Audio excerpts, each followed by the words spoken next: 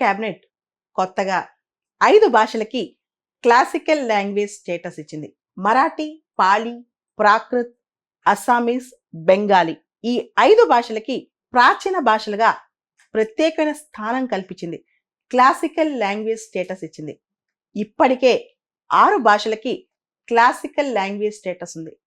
ఇప్పుడు టోటల్ మనకి క్లాసికల్ లాంగ్వేజెస్గా భారతదేశంలో 11 భాషలు ఉన్నాయి. మొట్టమొదటిసారి తమిళ్ భాషకి 2004లో క్లాసికల్ లాంగ్వేజ్ స్టేటస్ వచ్చింది. ఆ తర్వాత సంస్కృతానికి 2005, తెలుగు 2008, కన్నడ 2008, మలయాళం 2013, ఒడియా 2014. ఇప్పుడు ఈ 6 భాషలు కాకుండా 5 భాషలకి క్లాసికల్ లాంగ్వేజ్ స్టేటస్ వచ్చింది. మొత్తం 11 భాషలు అయ్యాయన్నమాట. 2004లో క్లాసికల్ లాంగ్వేజ్ సంబంధించి వచ్చే ప్రపోజల్స్ను పరిశీలించడానికి ఒక ప్రత్యేకమైన కమిటీ ఏర్పాటు చేసింది కేంద్ర ప్రభుత్వం. అదే లింగ్విస్టిక్ ఎక్స్పర్ట్స్ కమిటీ. ఈ కమిటీకి సాహిత్య అకాడమీ నోడల్ ఏజెన్సీగా పనిచేస్తుంది. మొత్తానికి ఇది మొత్తం కూడా మినిస్ట్రీ ఆఫ్ కల్చర్ వీళ్ళ పరిధిలోకి వస్తుంది అనమాట. అసలు ఒక లాంగ్వేజ్ని క్లాసికల్ లాంగ్వేజ్గా గుర్తించడానికి ఉన్న క్రైటీరియా ఏంటి? ఒక భాషని ప్రాచీన భాషగా గుర్తించడానికి కావాల్సిన క్రైటీరియా ఏంటి? ఆ భాషలో ఉన్న టెక్స్ట్ కానీ రికార్డెడ్ హిస్టరీ కానీ చాలా ప్రాచీనమైనదిగా ఉండాలి. దాదాపు 1500 నుంచి 2000 సంవత్సరాల చరిత్ర కలిగిన భాషగా ఉండాలి. అంటే ఆ భాషకు సంబంధించిన పుస్తకాలు కానీ వాటికి సంబంధించిన డాక్యుమెంట్స్ కానీ దాదాపు 1500 నుంచి 2000 సంవత్సరాల క్రితం నుంచి వచ్చి ఉండాలి. ఇది మొదటి క్రైటీరియా.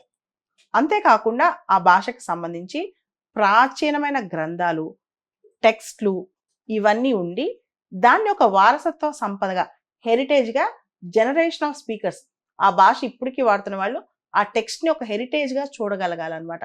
అది మాకు ఆ హెరిటేజ్ ఉంది, మాకు అప్పటి నుంచి ఆ వారసత్వంగా మాకు ఇది వస్తుంది అని చూడగలగాలి. మూడో క్రైటీరియా నాలెడ్జ్ టెక్స్ట్స్. అంటే కేవలం భాషకు సంబంధించి పద్య రూపమే కాకుండా గద్య రూపం కూడా ఉండాలి.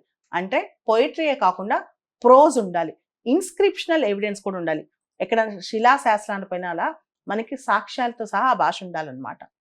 ఇకపోతే 4వ క్రైటీరియా ఆ భాషలో ఉన్న ప్రాచీన గ్రంథాలు లేదా ప్రాచీన సాహిత్యం ప్రస్తుతం ఉన్న వాడుక భాషకి దూరంగా ఉన్న దాని యొక్క కంటిన్యూటీ సరిగ్గా లేకపోయినా ఆ భాషలో రకరకాల ఆఫ్షూట్స్ ఉన్న ఎప్పటి నుంచో వస్తున్న అనాది సంపదగా ఆ భాషను మనం గుర్తించుకోవాలి. ఇదంతా ఒక లాంగ్వేజ్ని క్లాసికల్ లాంగ్వేజ్గా గుర్తించడానికి కావాల్సిన క్రైటీరియా. ఇకపోతే ఒక లాంగ్వేజ్ను క్లాసికల్ లాంగ్వేజ్గా గుర్తిస్తే వచ్చే లాభాలేంటి? మొదటిది ఆ భాషకు సంబంధించి ఆ లాంగ్వేజ్ సంబంధించి 2 ఎమినెంట్ పర్సనాలిటీస్ 2 ఎమినెంట్ స్కాలర్స్కి ఇంటర్నేషనల్ అవార్డ్స్ ఇస్తారు, మేజర్ ఇంటర్నేషనల్ అవార్డ్స్. రెండోది ఆ భాషకు సంబంధించి centre of excellence for studies పెడతారు. మూడోది యూజీసీ వాళ్ళు ఆ భాషకు సంబంధించి సెంట్రల్ యూనివర్సిటీస్లో ప్రొఫెషనల్ చైర్స్ ఏర్పాటు చేస్తారు. సో ఇవన్నీ కాకుండా స్పెషల్ గ్రాంట్స్ ఆ భాషని కాపాడటానికి, ప్రిజర్వేషన్ చేయడానికి, డిజిటైజేషన్ చేయడానికి చాలా ఎఫర్ట్స్ ప్రత్యేకంగా చేస్తారు. సో ఒక భాష ప్రాచీన భాష స్టేటస్ వస్తే ఆ భాష కనుమరుగు కాకుండా, ఆ భాషలోని గ్రంథాలు కనుమరుగు కాకుండా ఆ భాషకు సంబంధించి ఎంకరేజ్ చేస్తూ అవేర్నెస్ పెంచుతూ ముందుకు తీసుకెళ్తుంటారు అనమాట. ఇంటర్నేషనల్ అవార్డ్స్ ఇస్తూ, సెంట్రల్ యూనివర్సిటీస్లో చైర్స్ ఏర్పాటు చేస్తూ, యూజీసీ ప్రత్యేకంగా దాని మీద కేర్ తీసుకుంటుంది. ఇదంతా క్లాసికల్ లాంగ్వేజ్ కూడా బెనిఫిట్స్ అనమాట. కాబట్టి ఇప్పుడు ప్రస్తుతం 5 భాషలకి మరాఠీ, పాళీ, ప్రాకృత్, అస్సామీస్, బెంగాలీ భాషలకి ఈ స్టేటస్ రావడం అనేది చాలా గొప్ప విషయం. టోటల్గా మనకి 11 భాషలకి ఈ స్టేటస్ ఉంది.